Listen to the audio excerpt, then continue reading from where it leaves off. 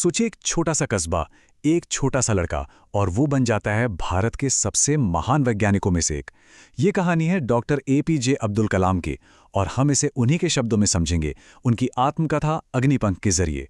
तो चलिए भारत के मिसाइल मैन बनने के इस कमाल के सफर पे निकलते हैं। इस कहानी की शुरुआत ना दिल से करते हैं।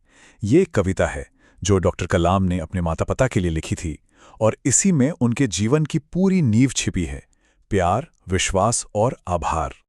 डॉक्टर कलाम का ये मानना था कि उनकी जिंदगी की कहानी में हम सब के लिए कुछ ना कुछ सीखने को है। वो खुद कहते थे कि मैं अपनी जिंदगी के कुछ किस्सों से ये बात साफ कर सकता हूं। और सच में ये कहानी यही तो दिखाती है कि कैसे पक्का यकीन और जबरदस्त इरादे किसी की किस्मत तक बदल सकते हैं। तो चलिए चलते हैं उस सफर पर जहां से ये सब कुछ शुरू हुआ। रामेश्वरम, एक आम से लड़के की वो खास दुनिया। रामेश्वरम का माहौल ना बिल्कुल अलग था। मतलब एक ऐसी जगह जहां हिंदू और मुस्लिम परिवार बड़े प्यार और शांति से एक साथ रहते थे। और इसी माहौल ने बचपन से ही उनके मन में वो भाईचारे के बीज बो दिए जो जिंदगी भर उनकी पहचान बने।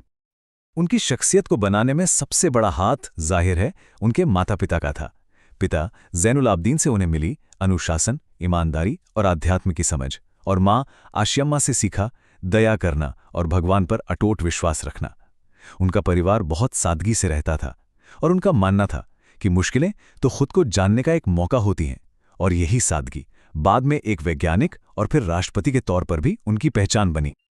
अब हर बड़ी कहानी में एक ऐसा मोड़ आता है जहां से सब कुछ बदल जाता है। तो अब हम पहुंचते हैं उस पल पर जहां एक छोटी सी चिंगारी ने उनके सपनों को जैसे आग लगा दी, और उस आग ने उन्हें उनके शांत बचपन से खींचकर सीधा विज्ञान की एक बहुत बड़ी दुनिया में लाकर खड़ा कर दिया।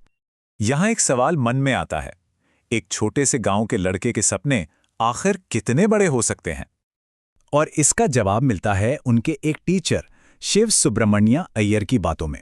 डॉक्टर कलाम अपनी किताब में लिखते हैं, उन्होंने मुझे समझाया कि पंछी कैसे उड़ते हैं, और बस उसी पल मैंने तय कर लिया कि मुझे इसी से जुड़ा कुछ करना है, मतलब एविएशन में। सोचिए, साइंस का एक छोटा सा लेसन उनकी जिंदगी का मकसद बन गया। और बस उसी दिन उनके सपनों को सचमुच के पंख मिल गए। ये किस्सा हमें यही सिखाता है कि कभी-कभी प्रेरणा का एक छोटा सा लम्हा भी जिंदगी की दिशा हमेशा हमेशा के लिए बदल सकता है। तो सपना तो देख लिया, अब बारी थी उसे पूरा करने की। चलिए अब उनके सफर के अगले पड़ाव पर चलते हैं, उनकी पढ़ाई और वो लोग जिन्होंने उन्हें रास्ता दिखाया। ज्ञान की ये भूख उन्हें रामेश्वरम के श्वार्ट्स हाई स्कूल से तिरुचिरापल्ली के सेंट जोसेफ कॉलेज ले गई, और फिर वहां से सीधा चेन्नई के मशहूर मद्रास इंस्टीट्यूट ऑफ टेक्नोलॉजी यानी MIT तक। ये दिखाता है कि वो अपने लक्ष्य को लेकर कितने पक्के थे। लेकिन ये रास्ता बिल्कुल भी आसान नहीं था। एक बहुत बड़ी मायूसी हाथ लगी जब वो एयरफोर्स में फाइटर पायलट बनने के अपने सपने के बिल्कुल करीब पहुंचकर चूक गए। जैसा वो बताते हैं, वैकेंसीज थी सिर्फ 8 और उनकी रैंक आई 9वीं, बस एक रैंक से। इस गहरी निराशा के पल में उन्हें स्वामी शिवानंद से एक सीख मिली जिसने सब बदल दिया। उन्होंने कहा, जो तुम्हारी किस्मत में है उसे कबूल करो और जिंदगी में आगे बढ़ो। इस एक बात ने उन्हें सिखाया कि फेलियर का मतलब अंत नहीं होता, बल्कि ये तो किसी के असली मकसद की तरफ एक नया मोड़ होता है। और बस अपनी किस्मत को स्वीकार करने की इसी सीख के साथ उन्होंने अपने सपनों को एक नई उड़ान दी। उनके अग्निपंख अब एक नई दिशा में उड़ने को तैयार थे, और ये उड़ान उन्हें उनकी पहली बड़ी कामयाबी की ओर ले गई। उनका पहला बड़ा प्रोजेक्ट था नंदी। ये क्या था? ये था भारत का पहला देसी हॉवरक्राफ्ट। सोचिए, एक ऐसी गाड़ी जो जमीन को छूती ही नहीं बल्कि हवा के एक तकिए पर तैरती है। कमाल है ना?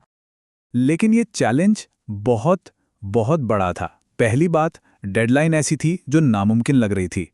दूसरी, रिसोर्सेज की जबरदस्त कमी थी। और तो और टीम को खुद पर ही शक होने लगा था। पर जबरदस्त मेहनत और कुछ नया कर दिखाने के जुनून ने इस सारे प्रेशर को एक शानदार जीत में बदल दिया, और नंदी ने अपनी पहली कामयाब उड़ान भरी।